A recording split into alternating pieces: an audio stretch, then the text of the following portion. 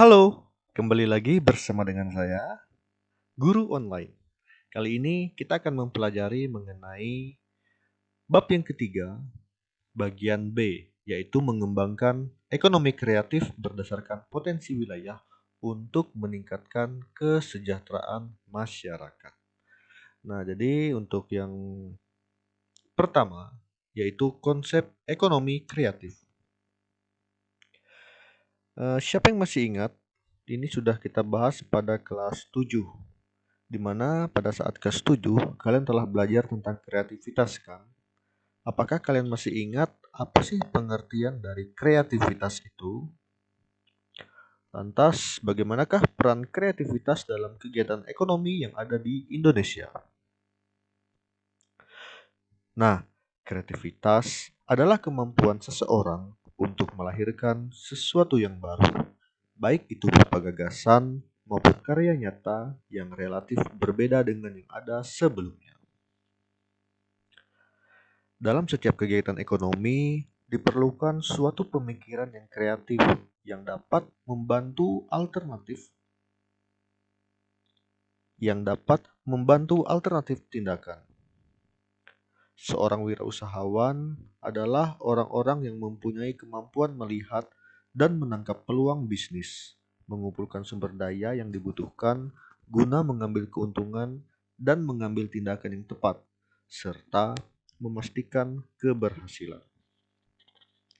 Seorang wirausahawan tidak hanya mampu berbuat sesuatu yang baik bagi dirinya, melainkan bagi orang lain juga. Peranan wirausahawan juga mampu membuka lapangan kerja baru, sehingga dapat membantu pemerintah di dalam mengurangi pengangguran.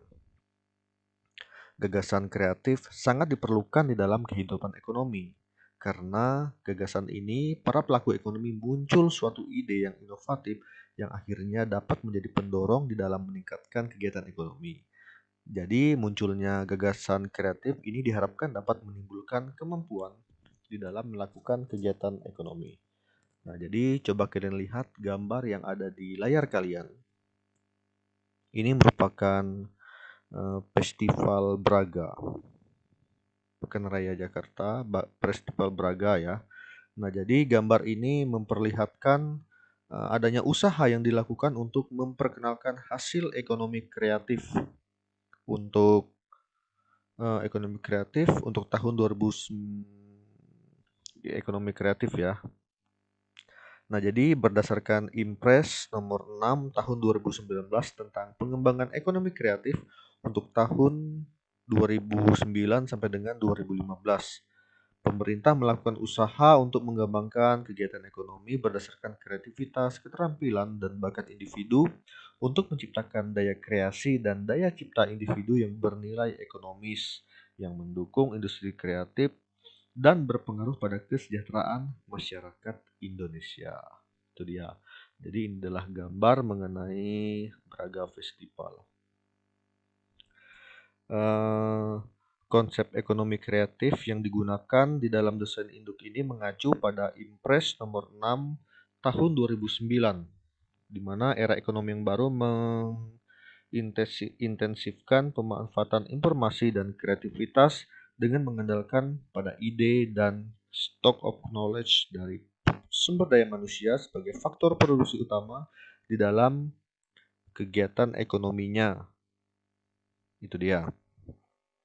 Lantas, apakah konsep ekonomi kreatif? Nah, jadi konsep ekonomi kreatif ini adalah konsep pada era ekonomi yang baru yang mengintensifkan pemanfaatan informasi dan kreativitas dengan mengandalkan ide dan stock of knowledge dari sumber daya manusia sebagai faktor produksi utama di dalam kegiatan ekonominya yang menghasilkan produk dan karya kreatif.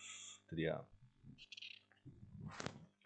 Jadi, ekonomi kreatif ini merupakan pengembangan konsep yang berlandaskan sumber aset kreatif yang diharapkan mampu meningkatkan pertumbuhan potensi ekonomi, jumlah penduduk yang banyak, dan potensi sumber daya budaya yang beraneka ragam dapat dijadikan sebagai modal untuk mengembangkan industri kreatif.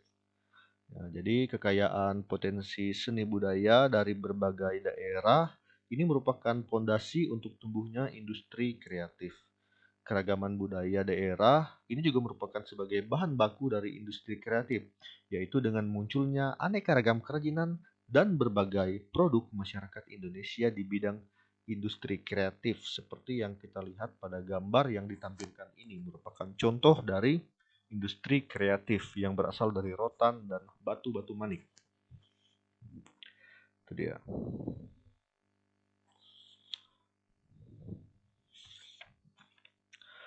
Nah, jadi dalam hal ini pemerintah mengidentifikasikan lingkup industri kreatif di dalam 14 subsektor.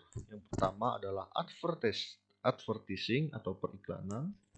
Kemudian yang kedua, arsitektur, pasar seni dan barang antik, kerajinan, desain, fashion mode, film video dan fotografi, permainan interaktif, musik, seni pertunjukan, penerbitan dan percetakan, layanan komputer dan piranti lunak, radio dan TV, serta riset dan pengembangan. Nah, apa saja? Mari kita bahas satu persatu dari periklanan atau advertising. Kegiatan ini berkaitan dengan jasa periklanan, yakni komunikasi satu arah dengan menggunakan medium tertentu, meliputi proses kreasi, operasi, dan distribusi dari periklanan yang dihasilkan. Misalnya, riset pasar, perencanaan komunikasi periklanan, media periklanan luar ruang, produksi material periklanan, promosi dan kampanye relasi publik. Selain itu, tampilan periklanan di media cetak atau surat kabar dan elektronik dari televisi radio, kemudian pemasangan berbagai poster dan gambar, penyebaran selebaran, pamflet, edaran, brosur, dan media reklame sejenis lainnya, distribusi dan delivery advertising, serta penyewaan kolom untuk iklan. Kemudian yang kedua adalah arsitektur. Kegiatan ini berkaitan dengan desain bangunan kegiatan ini berkaitan dengan desain bangunan secara menyeluruh, baik dari level makro sampai dengan level mikro. Misalnya, arsitektur taman, perencanaan kota, perencanaan biaya konstruksi, konservasi, bangunan warisan sejarah, pengawasan konstruksi, perencanaan kota, konsultasi kegiatan teknik dan rekayasa seperti bangunan sipil dan rekayasa mekanika dan elektrikal. Yang ketiga adalah pasar barang seni. Kegiatan ini berkaitan dengan perdagangan barang-barang asli, unik, dan langka, serta memiliki nilai estetika seni dan sejarah yang tinggi melalui lelang, galeri, toko, pasar, internet, dan lain-lain. Yang keempat adalah kerajinan atau craft. Kegiatan ini berkaitan dengan kreasi, produksi, dan distribusi produk yang dibuat atau dihasilkan oleh tenaga pengrajin yang berawal dari desain awal sampai proses penyelesaian produknya. Antara lain meliputi barang kerajinan yang terbuat dari batu berharga, serat alam maupun buatan, kulit, rotan, bambu, kayu, logam, kaca, porselen, kain, tanah liat, dan lain sebagainya. Yang kelima, desain. Industri kreatif ini berkaitan dengan kreasi desain grafis, desain interior, desain produk, desain produksi, konsultasi identitas perusahaan, dan jasa riset, dan lain sebagainya. Yang keenam adalah fashion. Kegiatan ini berkaitan dengan kreasi desain pakaian, desain alas kaki, desain aksesoris mode lainnya, produksi pakaian mode dan aksesorisnya, serta konsultasi lini produk berikut dengan distribusi fashionnya. Yang ketujuh, video, film, dan fotografi. Kegiatan ini berkaitan dengan kreasi produksi film dan jasa fotografi. Kemudian yang kedelapan adalah permainan interaktif atau game. Nah, jadi untuk kegiatan ini berkaitan dengan kreasi, produksi, dan distribusi permainan komputer dan video yang bersifat hiburan, ketangkasan, dan edukasi.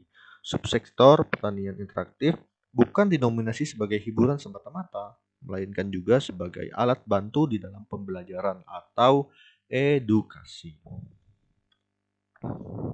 Yang kesembilan, musik. Kegiatan ini berkaitan dengan kreasi atau komposisi pertunjukan, reproduksi, dan distribusi dan dari rekaman suara. Yang ke-10, seni pertunjukan atau showbiz. Kegiatan ini berkaitan dengan usaha pengembangan konten, produksi pertunjukan, misalnya pertunjukan wayang, balet, tarian tradisional, tarian kontemporer, drama, musik tradisional, musik teater, dan lain sebagainya. Yang ke-11 adalah penerbitan dan percetakan. Kegiatan ini berkaitan dengan penulisan konten dan penerbitan buku, jurnal, koran, majalah, dan tabloid serta konten digital, serta kegiatan kantor berita dan pencari berita. Yang ke-12, layanan komputer dan peranti lunak atau software. Kegiatan ini berkaitan dengan pengembangan teknologi informasi, termasuk layanan jasa komputer, pengolahan data, pengembangan database, perangkat lunak, dan lain sebagainya. Yang ke-13 adalah televisi dan radio atau broadcasting.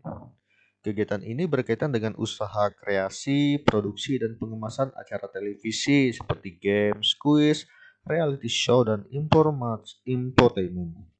Kemudian penyiaran dan transmisi konten acara televisi radio, termasuk kegiatan station relay atau pemancar, dan lain sebagainya. Kemudian yang terakhir adalah riset dan pengembangan. Kegiatan ini berkaitan dengan usaha inovatif yang menawarkan penemuan ilmu dan teknologi, serta mengambil manfaat terapan dari ilmu dan teknologi tersebut guna perbaikan produk dan kreasi produk baru, proses baru, material baru, alat baru, metode baru, dan teknologi baru yang dapat memenuhi kebutuhan pasar. Nah, dari uraian tentang subsektor andalan ekonomi kreatif ini menunjukkan bahwa pemerintah menginginkan ekonomi kreatif merupakan salah satu tulang punggung ekonomi nasional. Itu dia. Jadi ada beberapa hal yang dapat dipahami sebagai pertimbangan kebijakan itu. Yang pertama adalah ekonomi kreatif telah menunjukkan potensi signifikan terhadap penciptaan dan penyerapan tenaga kerja serta pertumbuhan ekonomi. Kemudian yang kedua, ada beberapa jenis modal yang dimiliki oleh individu warga bangsa yang dapat dijadikan seseorang atau masyarakat bertahan dan berkembang di dalam menghadapi kehidupan yang kompetitif. Itu dia. Jadi di era globalisasi ini di mana antara negara di dunia tanpa memiliki batas dan jarak ataupun waktu, maka dunia menjadi tempat yang sangat dinamis dan kompleks, sehingga kreativitas dan pengetahuan menjadi suatu aset yang tidak ternilai dalam kompetisi dan pengembangan ekonomi.